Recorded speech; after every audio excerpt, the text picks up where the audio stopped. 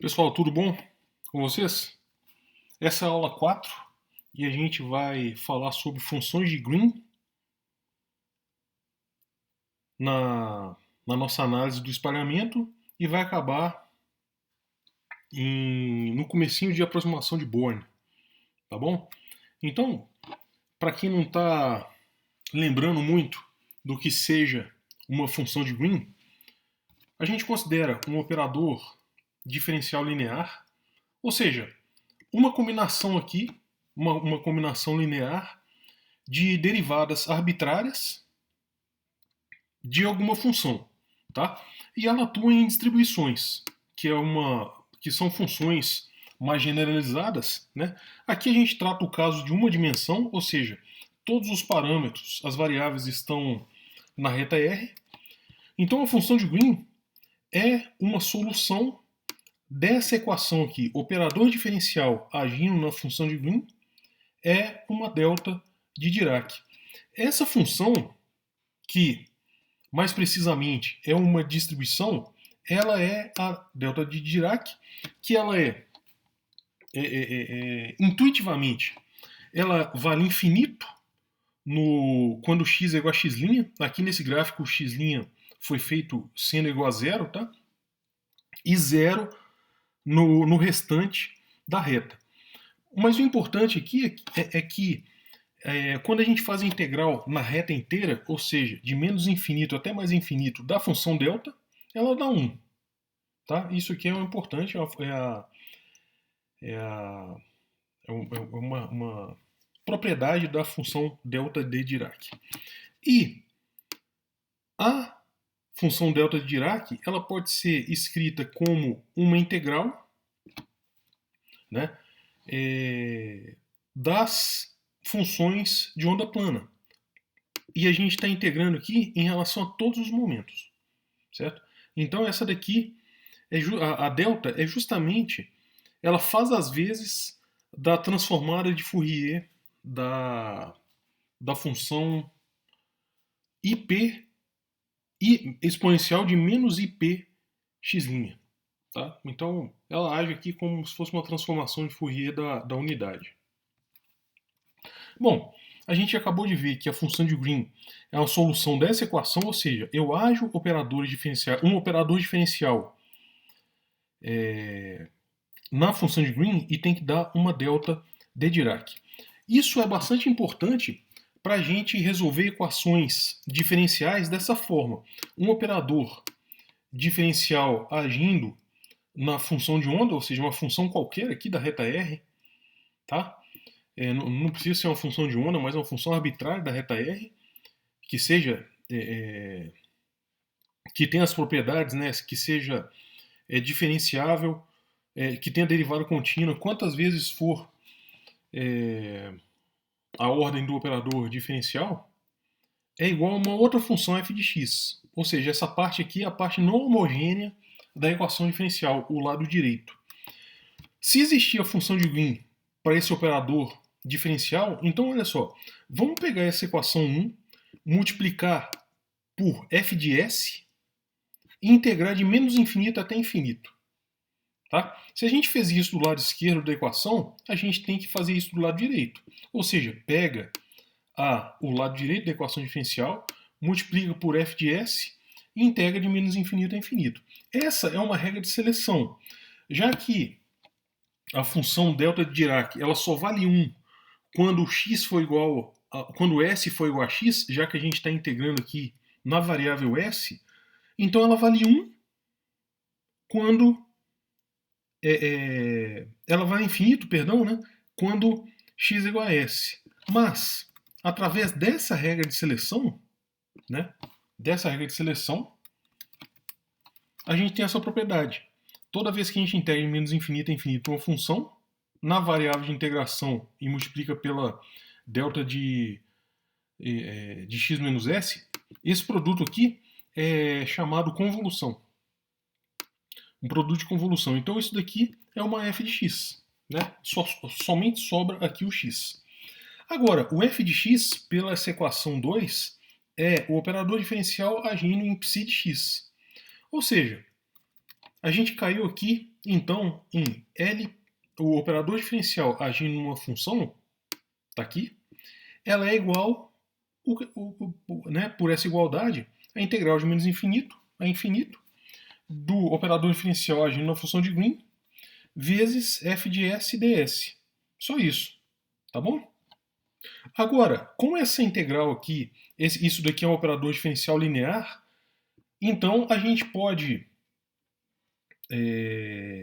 tirar esse operador diferencial linear da integral, e isso daqui fica simplesmente o operador diferencial agindo na integral, né, já que ele é linear.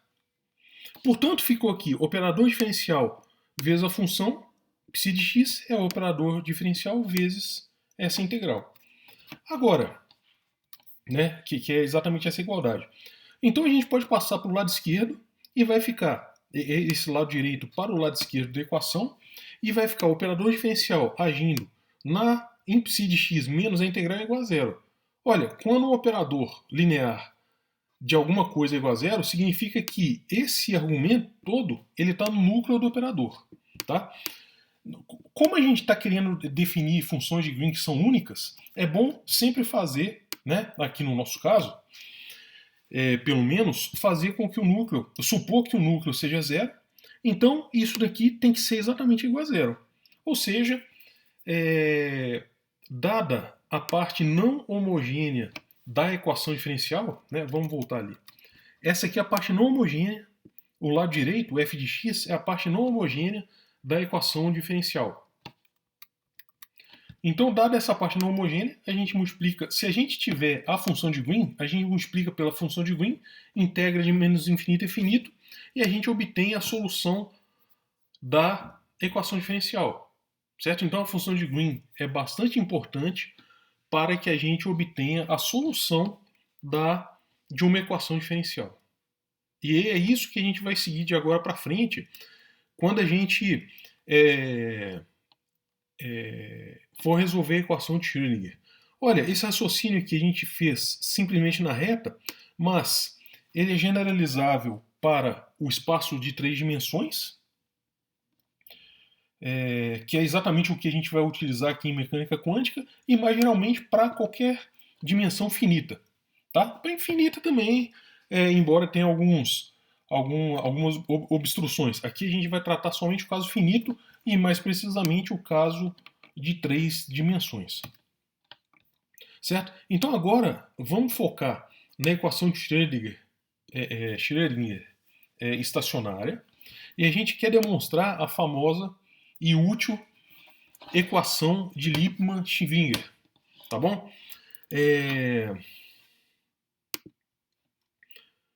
Bom, então a gente faz o operador diferencial. Aqui, primeiro, a gente pula, né? Aquilo só foi um lembrete, o que foi da aula até agora. Foi só um lembrete de função de Green, né, uma motivação para o uso da função de Green. E agora a gente vai utilizar 3 dimensões e o nosso operador diferencial é o Laplaciano mais k quadrado. Tá? Essa daqui, a gente, para a equação de Schrödinger estacionária, onde as funções de onda nem o potencial depende explicitamente do tempo, né? A gente fez aqui essa parte aqui ser justamente o nosso operador diferencial, né? Lembrando, é o potencial reduzido. A gente introduziu o potencial reduzido justamente para fugir dessas constantes 2m sobre h quadrado que poderiam aparecer aqui, né? Lembrando que o k é o vetor de onda, que é o momentum linear é k vezes h cortado, né? E já que o momento ao quadrado sobre 2m é justamente energia, então a gente tem essa expressão aqui para o vetor de onda, que é esse casinho que aparece daqui, tá? Na equação de Schrödinger. Então, olhem só, essa daqui é a equação de Schrödinger. Operador esse nabla quadrado mais k quadrado é chamado de operador de Helmholtz. Tá? É o operador de Helmholtz. E essa daqui é a parte não homogênea dessa equação diferencial. Então a função de Green da equação de Helmholtz, né? Função de Green é qualquer coisa aqui, a gente já viu que qualquer função, né, qualquer distribuição, que quando eu aplico um operador diferencial nessa distribuição, eu obtenho a função delta de Dirac. Tá bom? Lembrando aqui que a delta de Dirac agora é em 3 dimensões e ela pode ser expressa como essa expansão aqui em termos de função de onda no espaço dos momentos. Bom, soluções dessa equação de Helmholtz, né? Como, olha só, lembrando que essa daqui é a parte não homogênea da equação de Schrödinger estacionária, então, se a gente tiver a função de Green da equação de Helmholtz, que é definida através dessa equação, né? Eu faço agir o operador diferencial na função de Green e obtenho o delta de Dirac. Então a solução dessa equação diferencial aqui, da equação de Schrödinger estacionária, essa equação aqui estrelinha, é justamente a solução da equação homogênea mais aquela regra que a gente acabou de ver, né? Ou seja, construir soluções da equação diferencial utilizando funções de Green é justamente pegar a função de Green, multiplicar pela parte não homogênea da função de Green e integrar.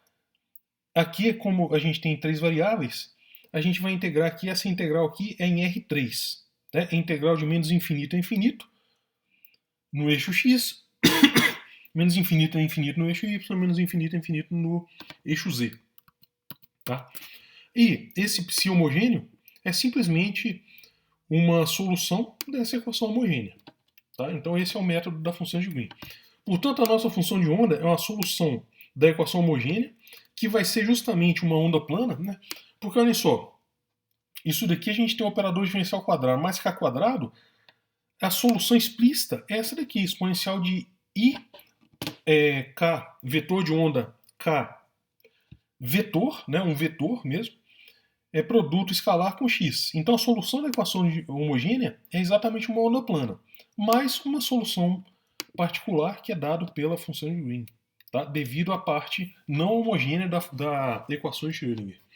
Agora, o importante aqui é enfatizar que essa função de Green, que depende tanto de x como x', ela depende somente da diferença entre x e x'. E, mediante essa notação, esse R maiúsculo vetor, que é definido como sendo x menos x', a gente vai adotar essa notação agora. A função de Green depende somente do vetor de onda, né, relacionado ao momento da onda, a energia da onda incidente, vezes esse R vetor. Tá bom? Agora, se a gente pegar essa função aqui, de Green, e fizer uma expansão de Fourier, essa função, essa G0 minúscula, é justamente a transformada de Fourier da função de Green no espaço das posições. E essa daqui, então, é a função de Green no espaço dos momentos. A gente está fazendo isso porque é muito mais fácil resolver a equação no espaço dos momentos. E vocês verão daqui a poucos minutos por que isso acontece. E como eu já tinha falado, o delta de Dirac ele pode ser expresso como, né, como aqui x ele depende de x menos x', e esse R maiúsculo a gente denotou como x menos x', então é isso daqui, ó. É a integral no R3, né? Eu estou levando em conta todos os vetores de onda plana para todos os valores no momento. Então a gente tem essa expansão aqui de Fourier da função delta. Agora olhem só, o G0 dado por essa integral, essa primeira integral, a gente vai substituir no lado esquerdo aqui da equação, tá? E o delta a gente vai substituir no lado direito da equação que define a função de Green, tá? Ou seja, nessa equação. Portanto, olhem só, o operador diferencial nado ao quadrado mais k quadrado, que é o operador de Helmholtz, está aqui. E todo o restante desse lado esquerdo é a função de Green expressa no espaço dos momentos. E o lado direito dessa equação é justamente o delta de Kronecker.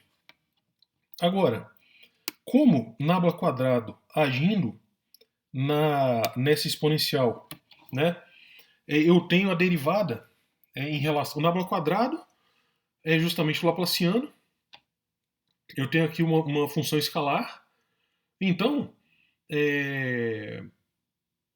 o operador, quando eu faço agir o operador na exponencial, cai pela regra do tombo e vai ficar aqui, como tem esse i quadrado é um sinal negativo, e aqui vai ficar a norma ao quadrado do vetor k, aqui, k maiúsculo, né, de integração. O k quadrado, esse k quadrado só cai aqui para baixo, e se eu colocar em evidência a exponencial de IKR, aqui é a exponencial de IKR, aqui tem a constante, pulo para fora da integral, eu tenho aqui, se eu passar essa integral para o lado esquerdo, eu só vou ter aqui um menos 1, né? Um menos 1. Agora, se a integral no espaço de um integrando aqui é igual a zero, como essa exponencial nunca é zero, só resta esse cara aqui ser igual a zero. Ou seja, passando esse integrando aqui, então ele é igual a zero. E, portanto, o G0, que é a transformada de Fourier da função de Green, ela é 1 menos k quadrado, vetor de onda ao quadrado, menos esse vetor, que é a variável de integração ao quadrado. Mas olha só, como a gente está integrando no espaço todo, né, ou no espaço todinho, de menos infinito a infinito, essa integral aqui, quando essa integral, né, ela passar pelo casinho, esse cara daqui vai dar, não existe, né? Ele tende perto do casinho. Quando o K maiúsculo, que é a variável de integração, ela é próxima ao casinho, isso daqui vai tendendo ao infinito. E quando ele é exatamente mais ou menos Kzinho, né, K minúsculo, essa função não existe. Então a gente pode ter divergências nessa integral, né? Então, quando o K, a variável de integração, é mais ou menos K minúsculo, existem polos dessa função onde não existe essa função, tá? Então aí mora um perigo, porque a integral ela pode levar a um certo infinito. Então, a fim de contornar isso, a gente vai deslocar esses polos. Isso daqui é um método bastante comum em mecânica quântica e teoria quântica de campos. Então a gente vai simplesmente deslocar esses polos, adicionando um número complexo. Então significa que os polos eles vão estar acima ou abaixo do eixo x, tá bom? Bom, e obviamente, para que a gente consiga obter de novo a solução real, a gente depois faz o limite desse epsilon tendendo a zero. Tá? A gente coloca um epsilon pequeno e depois faz o limite tendendo a zero. Portanto, a gente tem que resolver, como essa daqui é a função de Green, perdão, como essa daqui, né?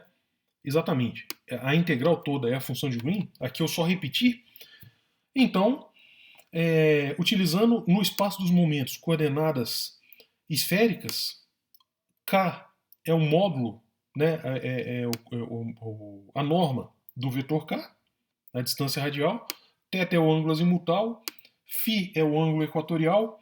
Então, d3k, o elemento de volume vai ser k quadrado, seno θ, dθ, dφ. Certo? A integral, a distância aqui vai, a distância radial, ela vai de 0 até infinito, o ângulo azimutal vai do polo norte ao polo sul, e o ângulo equatorial vai de 0 a 2π. Tá bom? E, obviamente, quando a gente faz esse produto escalar, vai ser kr cosseno θ. kr cosseno θ. E esse daqui, o denominador, não mudou nada. Bom, e isso daqui, como o seno θ dθ é justamente a diferencial de menos cosseno θ, então tá aqui, ó, derivada, diferencial do menos cosseno θ, e esse sinal ele pulou para fora da integral. Tá bom? Então essa daqui é a integral que sobrou para que a gente possa resolver, possa trabalhar com ela. Agora, olha só, eu tenho aqui uma variável de integração e aqui uma exponencial. Tá? Como eu estou integrando simplesmente no argumento da exponencial, i k maiúsculo e r, isso daqui, na exponencial, eles são constantes. Então essa integral aqui é imediata. Né? Essa integral vai ser menos, né, quando eu integro essa função, que é a integral da exponencial, é exponencial. E quando eu faço substituição de variáveis, cai essa constante IKR, ela cai para o denominador, e eu avalio o integrando quando o θ é igual a π.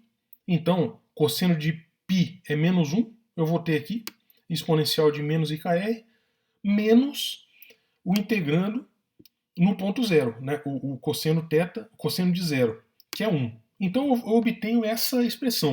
Esse k quadrado ainda está aqui, ele vai ser eliminado com esse k.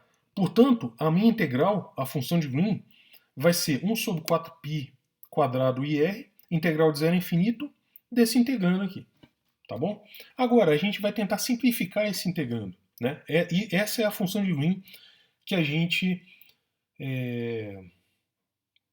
obteve no slide passado. Agora, o integrando ele é par. Por quê? A gente pode escrever o numerador como sendo o 1.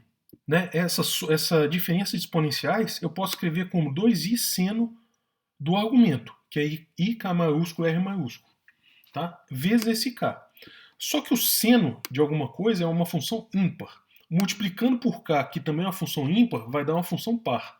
Então o numerador, aqui k, vezes essa diferença de exponenciais, é uma função ímpar. Agora, perdão, é uma função par, né? O seno é uma função ímpar, o k é uma função ímpar. Então, o produto de duas funções ímpares é uma função par no numerador. No denominador, aqui também vai ser uma função par, né, na variável de integração, que é k. Portanto, a integral de zero a infinito, aqui, ó, a integral de zero a infinito, que a gente está avaliando, da função par, é metade da integral de menos infinito a infinito numa função par. Tá? Porque essa integral aqui é muito difícil de resolver analiticamente. Então essa é uma tentativa de a gente solucionar essa integral.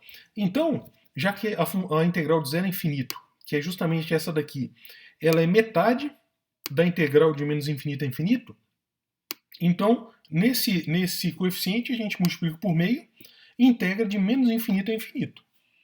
Certo? Então essa fazendo esse processo, a nossa integral vai ficar mais fácil de se resolver. Tá? Agora, mais uma observação. A gente, como k maiúsculo é a variável de integração, todo o resto aqui, que está aqui em rosa, k quadrado mais ou menos i epsilon, a gente pode chamar de um k' quadrado. Tá? Um k' quadrado. Só para ficar no denominador, um k' quadrado menos k maiúsculo ao quadrado. E, como epsilon é pequeno, a gente pode, como k' quadrado é k quadrado mais i epsilon, mais ou menos i epsilon, então a gente pode tirar a raiz, vai ficar mais ou menos, e expandindo o tail dessa raiz, a gente vai obter essa expressão. Agora, o denominador, então, ele ficou como um k' quadrado menos k quadrado. Menos o k quadrado.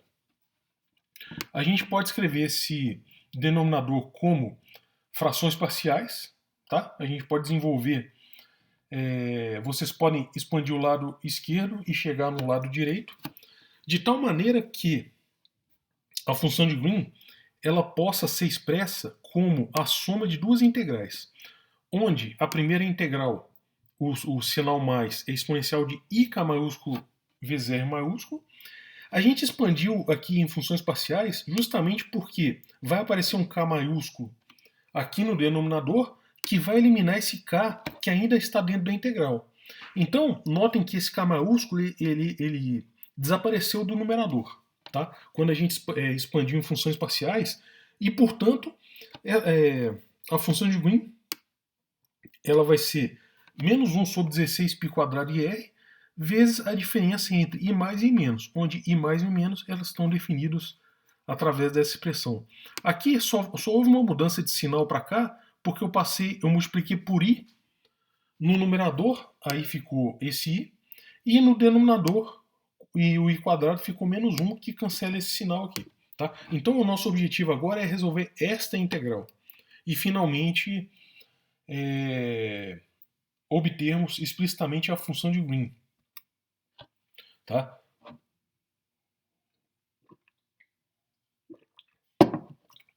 Antes, para isso, a gente vai ter que lembrar da expressão dessa fórmula, que é a fórmula integral de Cauchy, para que a gente possa resolver aquela integral.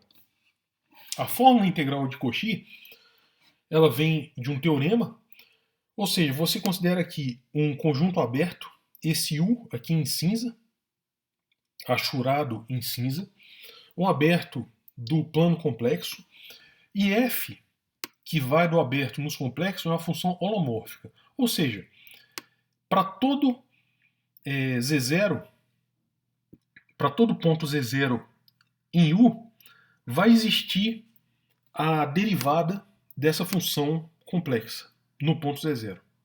Tá? Para todo ponto Z0 nesse U. Agora, considere esse disco, que é esse disco aqui vermelho, daqui do centro, um disco no plano complexo de raio R.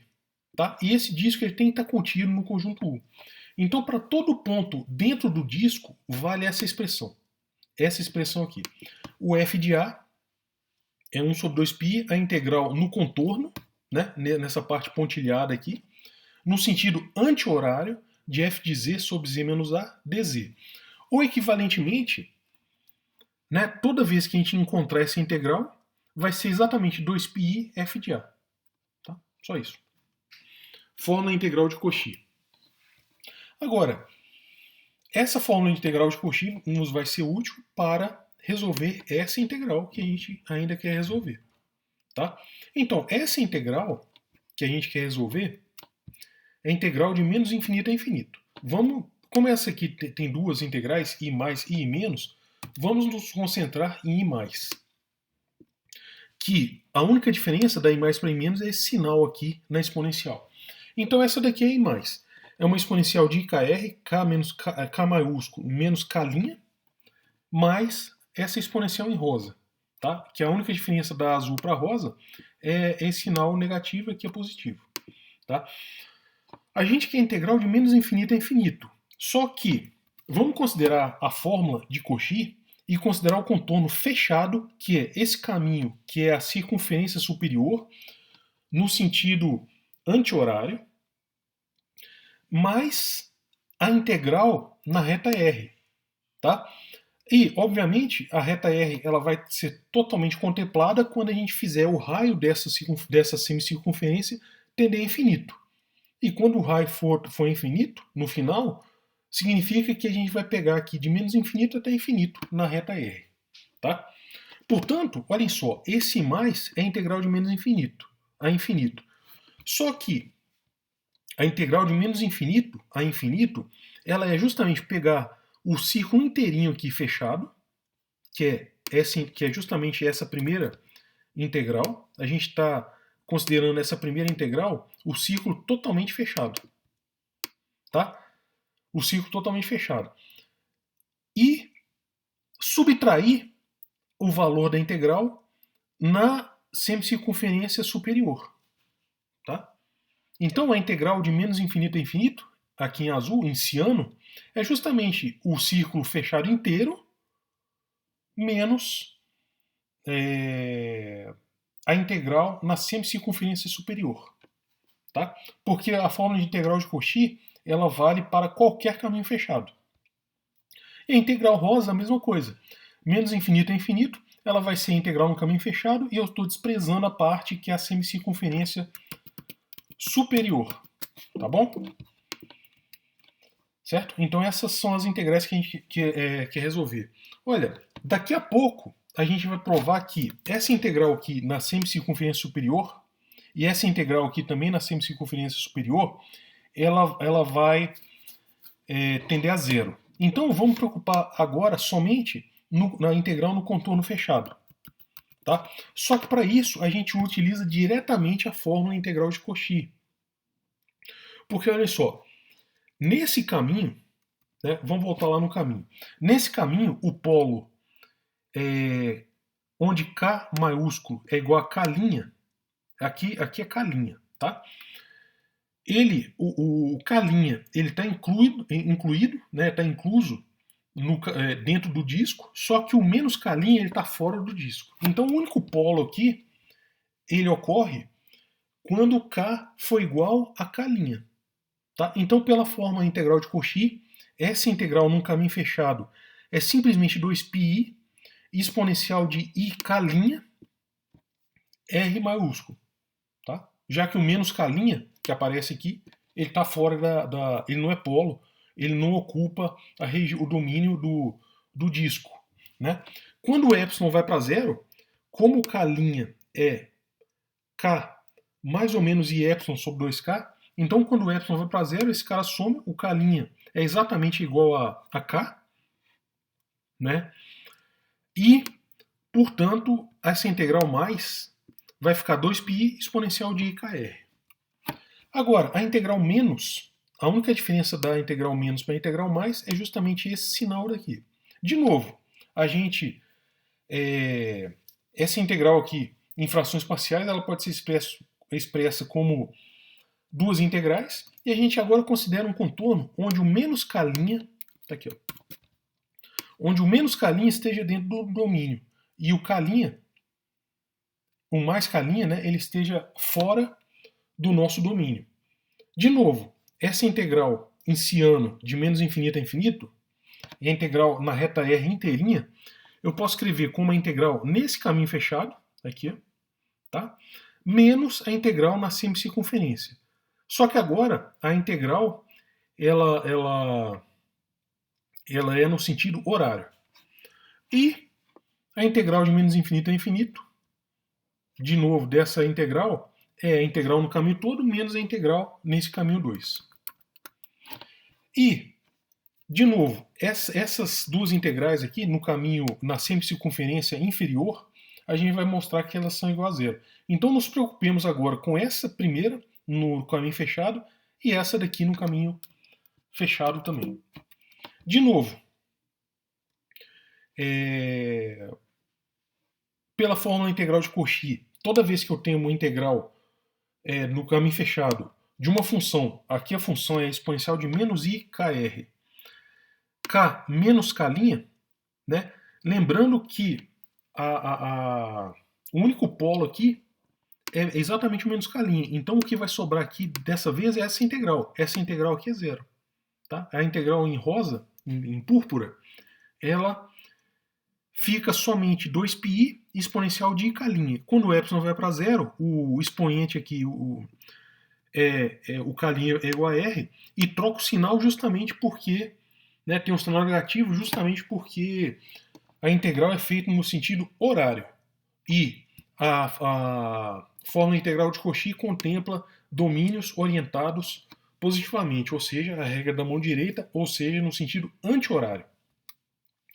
Portanto, né, só para indicar aqui como que se prova, a gente mostrou que essas integrais aqui em preto, a gente já achou o valor dessas duas integrais. A integral aqui em ciano, a gente vai escrever ela aqui. Agora, na semicircunferência C1, aqui, que é a semicircunferência pontilhada, semicircunferência superior, né, de raio ρ, a gente pode escrever a variável de integração como um ρ exponencial de I-alfa. Essa daqui é a forma polar, onde o ρ é fixo, depois ele é mandado para infinito, né, justamente o raio da circunferência. E alfa é o ângulo. O ângulo vai de 0 até π. Tá bom? Então, se vocês substituírem essa expressão, vocês podem provar que a integral no caminho, quando o raio vai para infinito, é igual a zero, e a mesma coisa para essa outra integral aqui, né? No caminho C2, vocês podem também fazer a mesma coisa. Então essas integrais elas tendem a zero, e portanto a nossa função de Green, que há vários slides atrás a gente tinha mostrado que a diferença entre duas integrais, a primeira integral a gente mostrou que é 2π exponencial de IKR, a segunda integral a gente mostrou que é a mesma coisa com sinal negativo. Esse sinal negativo, ele cancela com esse, então a nossa função de Green é simplesmente 2π duas vezes exponencial de IKR. Tá aqui, ó. Tá exatamente essa aqui. Essa aqui é a nossa função de Green. E R é a norma, né? O R maiúsculo escalar é exatamente a norma de x menos x'. Então a nossa função de Green é simplesmente menos 1 sobre 4π exponencial de IK, norma de x menos x' sobre x menos x'. Tá? Bom, a gente fez isso justamente porque a gente queria resolver a equação de Schrödinger estacionária. E a gente obteve aqui, né, a gente tinha falado que a função, a solução da equação de Schrödinger era uma função de onda plana, aqui da solução da equação homogênea, que está aqui embaixo, solução de onda plana, mais a função de Green. Né? Só que a função de Green, a gente mostrou que é essa daqui, né? Menos 1 sobre 4π, essa exponencial sobre o denominador. E esse U aqui, ele é simplesmente o potencial reduzido que aqui a gente obteve explicitamente. Ou seja, né, a gente escreveu explicitamente em termos dessas constantes. Então essa daqui é a equação de Lippmann-Schwinger, que é a onda plana menos esse pedaço aqui. Tá? A interpretação dessa integral é justamente, aqui a gente está integrando em R3, tá? É justamente a contribuição de todas, a contribuição do potencial reduzido, da ação do potencial reduzido no espalhamento. Tá? Então essa daqui é a equação de Lippmann-Schwinger, ou seja, a gente pode escrever a função de onda como uma função de onda plana, mais essa integral. Tá? Ou seja, dado o potencial reduzido, ou o potencial, né, da equação de Schrödinger, a gente tem explicitamente a solução da equação de Schrödinger. Só precisa saber o potencial. Agora, na aula que vem, a gente vai mostrar como obter isso na primeira aproximação de Born, porque resolver essa integral não é tão simples como possa parecer, eventualmente. E a gente vai fazer vários exemplos na aula que vem, tá bom? Então, por hoje é só. Façam as listas e tirem as dúvidas comigo.